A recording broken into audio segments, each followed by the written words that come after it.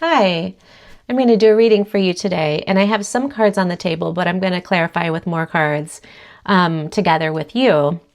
And what I know so far is that I'm reading for a group of people who have a significant amount of heartbreak in the past. So if that's you, you will know this reading is for you potentially. And it's not that this reading is about the heartbreak. It's more that that's a relevant detail about your past. And there is an inner child healing component to this as well. Because what I have next to that Three of Swords that I just showed you is that you are currently in a place of Queen of Cups, Page of Wands. Queen of Cups is divine, heart-based, compassionate love energy. She's very in tune with her emotions. She's very powerful in her ability to tap into that and use that as wisdom and strength. In this card, it's so beautiful because she's halfway underwater. Water is symbolic of emotions, but she's very sort of tapped in with her connection with the divine. And then the Page of Wands is this really youthful, energetic movement forward. So, but pages are young. So it's like you are taking some initial first steps, essentially, but carrying this Queen of Cups energy with you. It is on the heels of heartbreak. You are healing. It is leading you to really learn how to tap into your emotions and wise, beautiful connection with others, with yourself, with the divine, and that is launching you on a new endeavor of some sort. And I say new endeavor because pages are young. So this is an enthusiastic, young, not young in age, young meaning like young energy. It's more new in you. And then I also have a lot of strength coming in through this reading. So it's sort of like you learned how to tap into your emotions. You learned how to use that really powerful work that you've done to heal. You've learned how to use that as a source of strength. Because in the strength card here, what I'm focused on is how she has the heart around her neck on her charm. And she's half human, half lion. You don't want to mess with her, but also she's very wise and compassionate. So she's bringing all of this knowledge with her and using it as a way to take really energetic but brave steps forward in some way.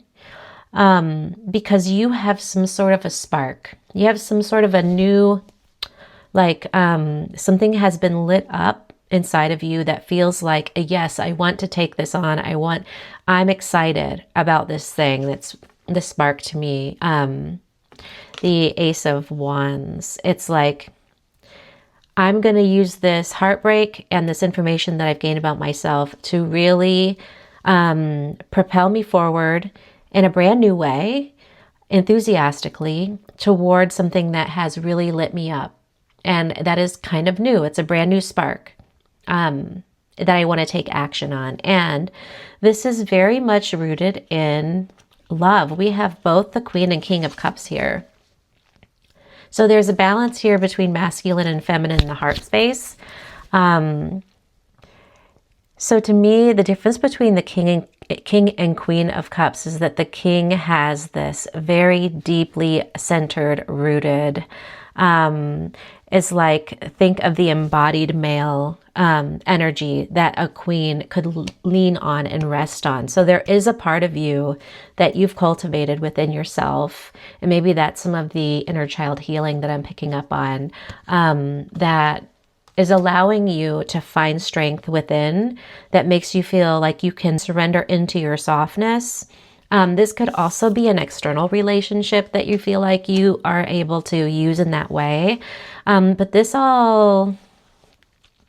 it could go either way, because after that, I do have the Two of Cups, and the Two of Cups is divine connection with somebody, heart-based love connection. I was reading it in this reading as more of an inner connection with self because of the cards that it's surrounded by, but it actually could also be, for some, an actual relationship with somebody that is allowing you to heal significantly. And then I do have the Two of Swords. So the Two of Swords tells me that there are some ways that you're still kind of caught up in your thoughts, caught up in your head. You're kind of getting tangled up, and it might be making it hard to move forward or to trust. Let's get some more cards out. I want to clarify these a little bit and see if I can get some more information on some of this. So let's see here. Clarifying the Page of Wands. Ooh. And the Three of Swords.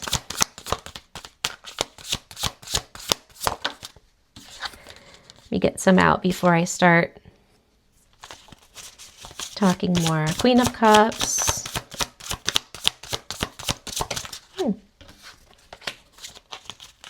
Interesting. Ace of Wands. Clarifying each of these cards that I just talked about. Ace of Wands. Wow. Somebody is not too happy with where you're at, I will say. It seems. Strength. King of Cups. Maybe that's why all this strength is needed. Because not everyone's supportive of where you're headed or what you're doing here. Golly. Two of Cups. And Two of Swords. Okay. Wow. Okay. There is energy here that is about family. There's energy here that is seems to be about a soulmate connection of some sort. So this is starting to feel more like it is a relational reading. So in terms of your newfound enthusiasm, there's someone who's not happy about it. There's animosity there. And when it came to your healing of that heartbreak, you had to really get balanced in your energy. For whatever reason, there was an imbalance in your chakras that were connected with that wound of that Three of Swords heartbreak. And I'm getting that like you had to realign. There was something in your healing that allowed you to realign in a very powerful way. And it has you sitting with a whole new ability to manifest. It has you radiating an energy that's brand new. And that's part of what I'm picking up on that somebody doesn't really like. And so it's interesting though, because that's not the only person that's in this reading. There is another energy that I'm picking up on that in reference to your Queen of Cups energy, this beautiful heart-based surrendered energy. It feels as though there is someone or someones, multiple people maybe, who really respect what you're doing, who see it, who salute you in your work. But for others, there is jealousy. I mean, really, like, there's animosity, there's jealousy, there's confusion among some or a person, let's say. The strength that you've been able to cultivate has been a huge gift. It's not only a gift for you, though. It's a gift for others as well. At least one other, but maybe others. And then there is this soulmate connection with soulmate and Two of Cups. And then I have an enamor energy showing up here in connection with that. It does feel as though there is a powerful love-based soulmate type bond that's showing up here, whether it's with somebody who you are already with, somebody who you're calling in, or it could also be, like a soulmate friendship. When it comes to the Two of Swords and this sort of like tied up, confused energy in the headspace, it feels as though that's connected with family. So, I'm wondering if the animosity, jealousy, confusion energy is a family member. And this could be different for everybody. So please take it as it fits for you. I want to draw a few cards here in connection with some of these, just to provide a little more clarification. Let's see. Yeah, I mean, it's interesting how many energies showed up here for you. There is definitely admiration and love. And I wonder if the admiration is the same person who is the soulmate energy, who is very enamored with what you're doing. But then there is also this sort of like hater energy coming from somewhere else. It's crazy. Okay. So you're being asked to take a risk here.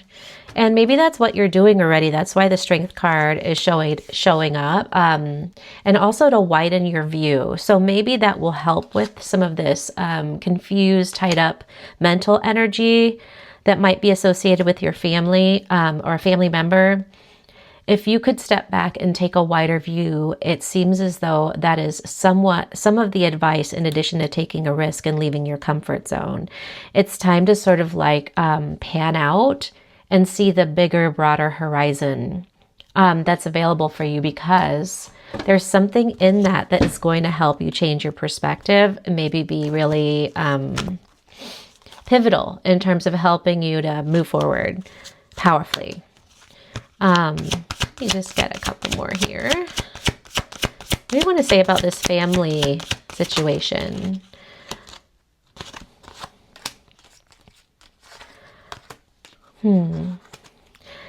With regards to the people who don't like, or person who doesn't like what you're doing, it seems as though it's a very defensive energy and it's coming from a place of fear.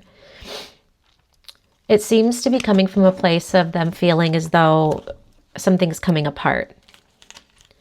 And so this is this coming apart energy, and this is protecting treasure. It's like it might come across as hater energy or not lack of support, but where it's coming from is pain and anxiety and worry about whatever you're doing is going to change about your connection with them, maybe, or your role in their life. I want to look at this soulmate connection. What can we pick up on with respect to the soulmate?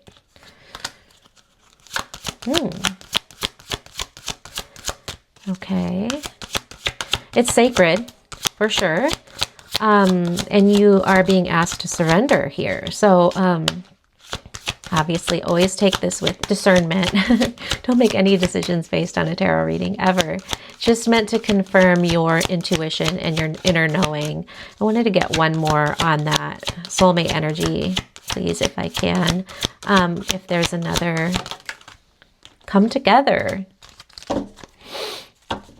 Wow. Okay, so you are, with respect to this Two of Cups, enamor, soulmate energy, you're being asked to come together. And it's sacred. This is the sacred pool. The general energy is, this is beautiful for you. But to get a couple oracle cards, and then we shall sort of wrap it up. Okay. Balance, spirituality, and practicality. So maybe there is a need here to balance something out for yourself. It's sort of like, are you tangled up between some practical aspects of your life here and sort of this energy of your emotions, your inner world, your spiritual, your on a soul-based level, what you know, versus what it feels like your life is requiring of you. It seems as though there's a balance that's needed here for now, for whatever reason. And then underneath the deck on that one is nothing is set in stone. So whatever has been put in motion, it's sort of like, it's yet to be seen where it will go. And you're probably in a bit of a crossroads energy right now around it. And you get to decide. Yeah, I mean, I also had the movement card underneath one of the other decks. So it's like, this is in motion. This is in motion, and to some degree it's unclear where it's headed. But you get to direct it. Okay, so I got the Sanctuary, harmony and balance, joy and contentment. Trust your visions, intuitions, and plant seeds. Yeah, I mean, this is another call to surrender and trust your knowing, as opposed to looking for confirmation necessarily outside of you. It's sort of like that. Maybe the whole point right now is for you to practice tapping into your deepest knowing here. Maybe that's the ultimate like reason that this is happening or showing up in your life right now, is that you are this is meant to be a catalyst to you learning how to tune out the external noise and the hater energy or whatever it is, and learn how to tap into your own inner wisdom and use it accordingly. Okay. Silencing the mind, let silence guide you to your inner peace. I'd like to read a little bit on that because I'm curious. Let's see what the book says about this card. This oracle comes to set you free from uncharitable words and encourage you to silence when you face prejudiced adversity. So yeah, that's talking about some of this hater energy. Let peace surround you. Guard your sanctuary and avoid dwelling on negative thoughts. Instead of a defensive or vengeful response, create a peaceful atmosphere where you can be what you truly are. Listen to your heart. Let the source of life draw you into a nurturing embrace. Wow. That's a lot of what I was talking about the King of Cups energy was for you. That this was something, an energy you could lean on. Dear one, by silencing your mind, you will become more alert and sensitive to your surroundings. This is because a silent mind is devoid of judging, clinging, or rejecting. The silent mind is free from hatred, anger, jealousy, confusion, and conflict. All of that negative energy we were talking about. When you are mindful of your self-judging in that moment, the judging will stop. So just bringing mindful awareness to these swirling thoughts will actually free them. It's like gonna snip the cords that those thoughts are attached to. If you see, those birds represent thoughts, and they're attached to threads that she's tangled up in. Once you stop judging, you will see things naturally as they are. Eventually, your mind will redirect you towards harmonious living and meaningful relationships with others. Only then does life become exciting, because now you can fully experience each moment in its freshness. You can also see your relationships with others in a totally new light. And then as a mantra, it says, rather than speaking, turn everything off and listen to the silence. Let it be an inner music that creates your mantra.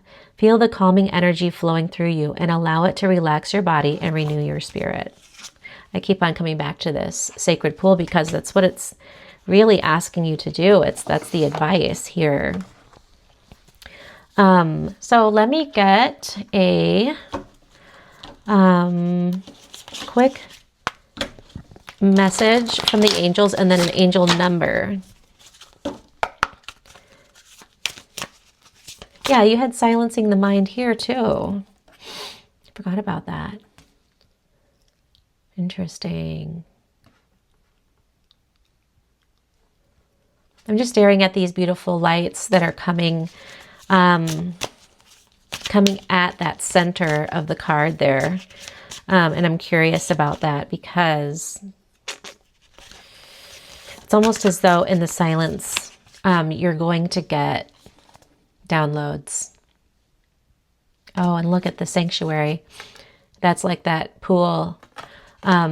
It's your peace. It's the place that you're being asked to retreat to when you feel like you are on the receiving end of this hater energy is just what I'm going to call it. But it's really not hater. It's coming from a wounded place, a scared place, which most of the time is the case, right? Like hater energy is way more complicated than just hatred or jealousy or whatever. It's always more about fear. Okay, so you wouldn't plant a seed and then dig it up every few minutes to see if it has grown. So why do you keep questioning yourself, your hard work, and your decisions? Have patience, stop overthinking, and keep watering your seeds. Yes, stop overthinking. Keep watering your seeds. You have planted seeds in faith. You definitely have, because there's a lot of growth that's happened here. And you have this brand new enthusiastic energy and this strength that you're drawing on. You want to go somewhere. You might have already taken steps there. You planted seeds, but you're headed in the right direction. And if you want to protect what it is that you've grown in yourself and what you're growing outside of you, you will need to take steps to protect it. And it sounds like a lot of that is stillness, retreating into your own silence and knowing, because that's where you're going to tap into these beautiful like downloads of peace and information about what it is that matters about and who you are and where you are in your center and what it is that you need to do next. So angel number 2200. Divine guardianship, prosperity, and satisfaction. God wants you to know that He has not forgotten or abandoned you, and He loves you completely. God is arranging a wonderful new stage for your life. Talk to God often, and you will feel the coming miracle. God also reminds you of the importance of divine timing. So as long as you continue to adhere to your thoughts and confidence, nothing can stop you from getting what you want. So it's like really asking you to work on your mind space. You know, right next to these crazy tangled thoughts card is silencing the mind. And then that's what that angel number card is talking about as well. So there's a really big emphasis on your headspace because you're in the middle of manifesting. And so you want to protect what it is that you're growing. And at the same time, that doesn't mean not to feel. When we push away feeling, we actually clog our channel to manifest. So it's not that we shouldn't feel. In fact, this is you letting your feelings inform you. And then when you can sit with that and get the knowledge that you need about your life, it moves through you and you can have this peace and clarity about your next steps. So to me, it's not silencing the heart. It's not silencing your somatic knowing. It's silencing the mental chatter that gets in the way of you even being able to tap into the body's knowing and the emotions that are trying to surface, because the thoughts will kind of keep you. The thoughts make us feel as though we're doing a lot to address the situation because it's a very busy activity, when actually we're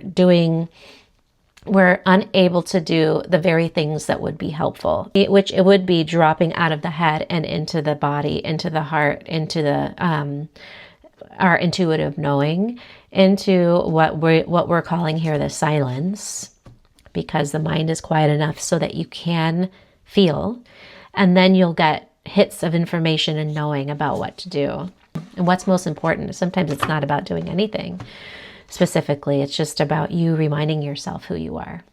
Okay, I think that's it for now. I'll record a new video soon. I hope you're doing well.